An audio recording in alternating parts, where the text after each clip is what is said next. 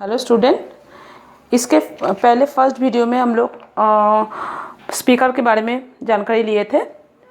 Civics का ये third lesson है, parliamentary government the union legislator. तो स्पीकर के बारे में हम लोग जानकारी लिए थे। स्पीकर 5 साल के लिए क्या होता है, उनका कार्यकाल होता है और री इलेक्शन भी हो सकता है, जिसमें वो दोबारा चुने भी जा सकते हैं। और स्पीकर के क्या क्या फंक्शन है लोकसभा के, उसके बारे में हम लोग जानते हैं। The speaker preside over the meetings of the Lok Sabha and maintains order and decorum in the house during parliamentary proceedings. जब पार्लियामेंट्री संसदीय कामकाज होता है उस समय स्पीकर क्या करते हैं, मीटिंग को बुलाते हैं और वो मीटिंग के अंदर जो भी शिष्टता होता है, जो भी ऑर्डर मेंटेन करना होता है सुचारू रूप से ताकि मीटिंग चल पाए, उसकी सारी जिम्मेदारी स्पीकर का ही होता है। He makes an agenda for the house and allocates time to various items on the agenda. It is his duty to fix priorities and thus he decided what should be discussed first. जो भी agenda होता है वो तय करने की जिम्मेदारी उनके पास होता है और कौन से एजेंडा के ऊपर क्या कौन से बात पहले होगा, किसके बारे में डिस्कशन पहले होगा, ये सब तय करने की जिम्मेदारी स्पीकर के हाथ में रहता है। He can order a member to yield the floor of another member of the house to stop speaking and yet another member speak.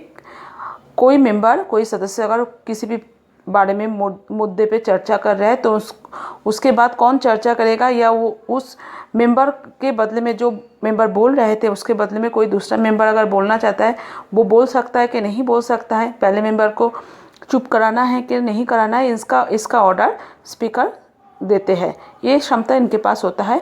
He has supervisory powers as he appoints the chairman various committees of the house and issues instruction for their guidance.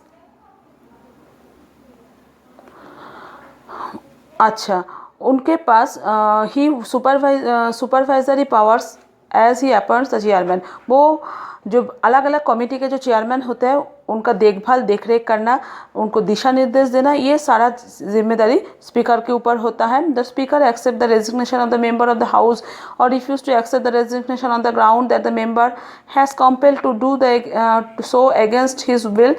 कोई भी member अगर resignation देना चाहता है, त्याग पत्र देना चाहता है, वो देख सकता है कि नहीं, उसको रिफ्यूज़ करना चाहिए कि नहीं, ये सारी जिम्मेदारी भी स्पीकर के ऊपर होता है। The speaker preside over the joint session of the both houses of the parliament whenever such a session is convened. कोई दोनों सदन जब एक साथ चलता है तो उसको नियंत्रण करना, उसकी जिम्मेदारी लेना और उसको चलाने की जिम्मेदारी स्पीकर का होता है। वो जॉइंट सेशन चला सकते हैं। ये decided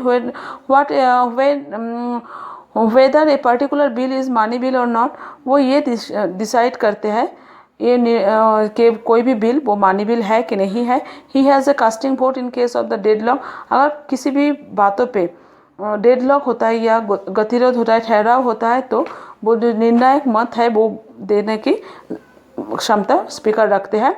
he makes nomination of the parliamentary delegation, जो प्रतिनिधि मंडल होते हैं, संसदीय प्रतिनिधि मंडल, उनके जो सदस्य हैं उनको नॉमिनेट करने की क्षमता उनके पास रहता है। He is the chief spokesperson of the house and he works as a channel of the communication between president and the houses. वो स्पोक्स पर्सन होते हैं दोनों सदन के, उनके बातों को मान के सबको चलना पड़ता है और राष्ट्रपति और दोनों सदन के अंदर वो एक सहयोग स्थापन करते हैं।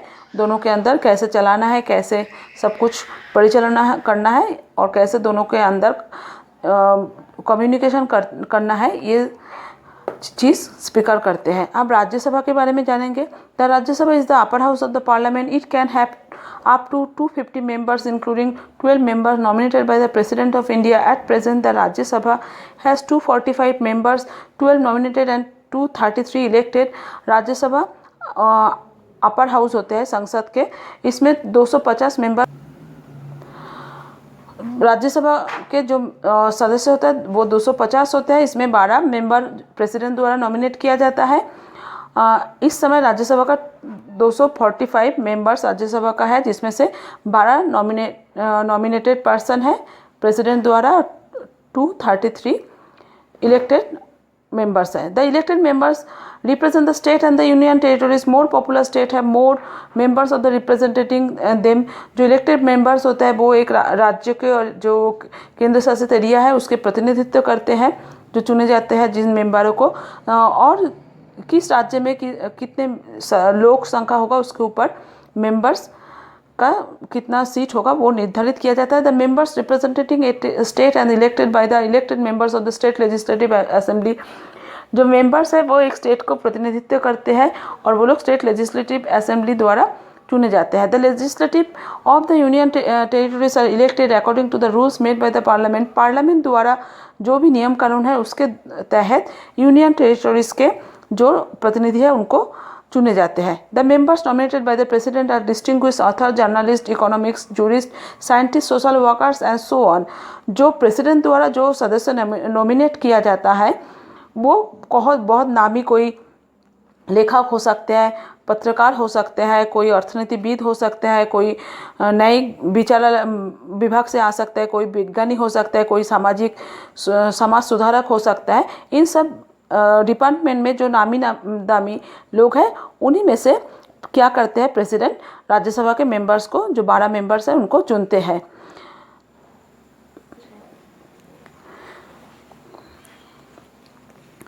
Among the distinguished people who have been nominated to the Rajya Sabha are poet Maithili Sharan Gupta, scientist Satyendra Nath Bose, actor Savana Azmi Singh, Lata Mangeshkar and journalist Kushwant Singh।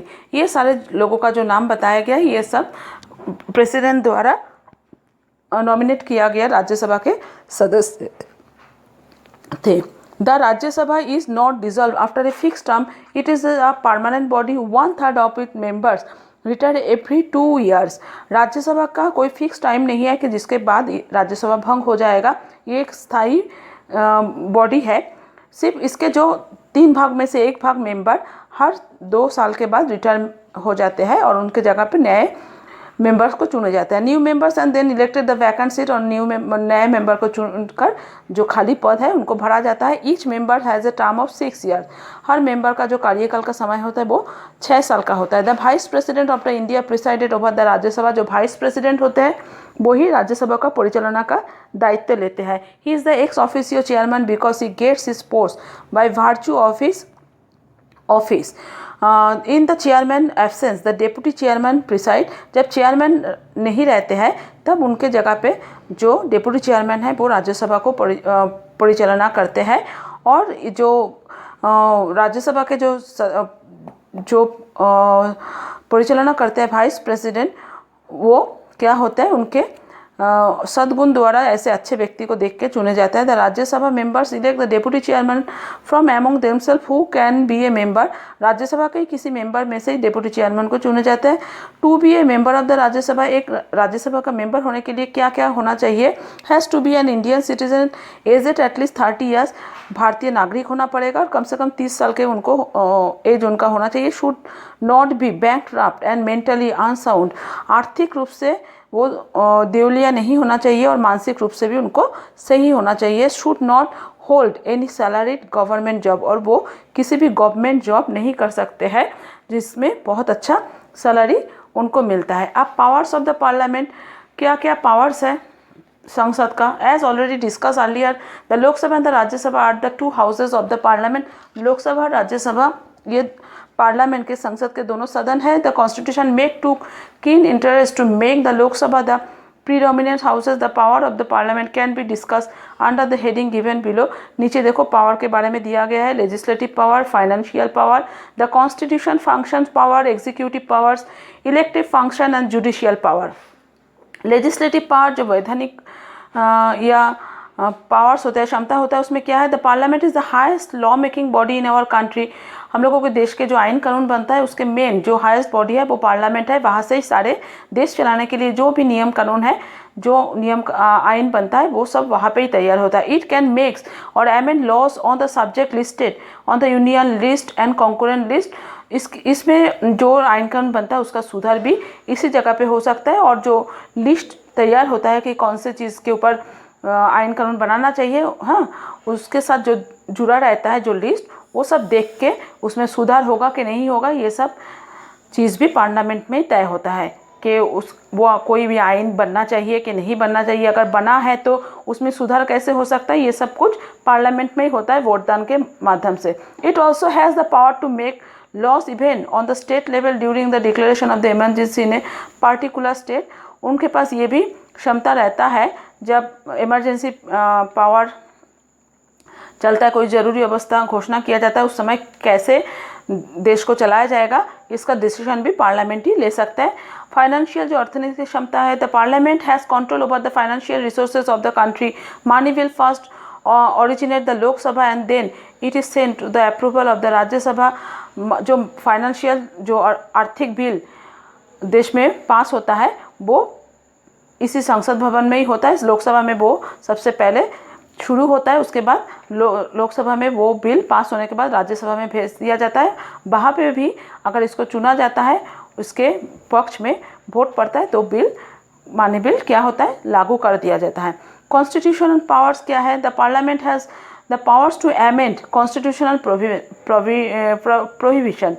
Parliament के पास ये क्षमता होता है कि वो क्या कर सकता है, कोई भी चीज़ को सुधार कर सकता है, कोई भी नियम कानून का। There are some constitutional provisions which can be amend easily by a simple majority. कुछ ऐसे केस होते हैं जो बहुत साधारण रूप से मेजोरिटी वोट के द्वारा उसको सुधार कर सकते हैं। But for the amending the major portion of or the section of the constitution a 2/3 majority of the both the house must. ये सुधार करने के लिए दोनों सदन में, लोकसभा राज्यसभा दोनों सदन में कम से कम 3 भागों में से 2 भाग उस बिल के पक्ष में या उस आइन के पक्ष में देना पड़ेगा। अगर 3 भागों में से 2 भाग लोग अगर आइन के पक्ष में रहेंगे तो वो बिल पास हो जाएगा या वो आइन पास हो जाएगा। Executive power in a parliamentary form of government, the council of the minister is collectively made responsible the house of the people and the Lok Sabha. The parliament controls the executive by questioning the minister about their policies and the discussion.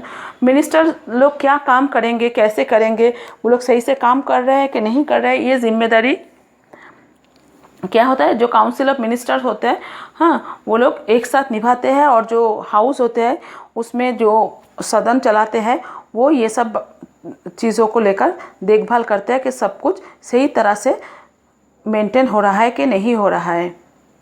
Elective function and the judicial power, the members of the both the houses and the elected members of the state assemblies elect the president of the India. जो दोनों house के जो members होते हैं वो लोग क्या करते हैं, इंडिया के प्रेसिडेंट को निर्वाचित करते हैं। Beside this the members of the Rajya Sabha है the power to remove the president and vice president. और जो राज्यसभा के जो मेंबर्स होते हैं उनके पास ये क्षमता होता है कि वो लोग प्रेसिडेंट को, वाइस प्रेसिडेंट को अपने पदों से निकाल सकते हैं। This member also have the power to remove the जज ऑफ द सुप्रीम कोर्ट। इन मेंबरों के पास ये क्षमता भी रहता है, वो लोग सुप्रीम कोर्ट और हाई कोर्ट के जज को भी अपने पद से खारिज कर सकते हैं। The parliament plays an important role in making law. Parliament बहुत महत्वपूर्ण भूमिका अदा करते हैं आइन बनाने में। A law is formed on the approval of a bill. कोई भी लॉ तभी उसको सहमति दिया जाता है जब वो बिल के आकार में पेश होता है और उसके पक्ष में वोट होता है। A bill is a kind of the proposal or suggestion. Bill मतलब क्या होता है, कोई भी सजेशन होता है या कोई प्रस्ताव होता है या कोई भी सुझाव होता है कैसे देश चलेगा। Put forward by the member of the Lok Sabha और राज्यसभा। ये क्या करते हैं, लोकसभा या राज्यसभा के मेंबर इसको आगे बढ़ाते हैं। 2 types of bill are introduce in the parliament. 2 तरह का बिल पार्लियामेंट में पेश किया जाता है, एक ऑर्डिनरी साधारण बिल, एक मानी बिल, एक जो अर्थनीति से संबंधित है। ऑर्डिनरी बिल क्या है, this bill can be introduce of any house.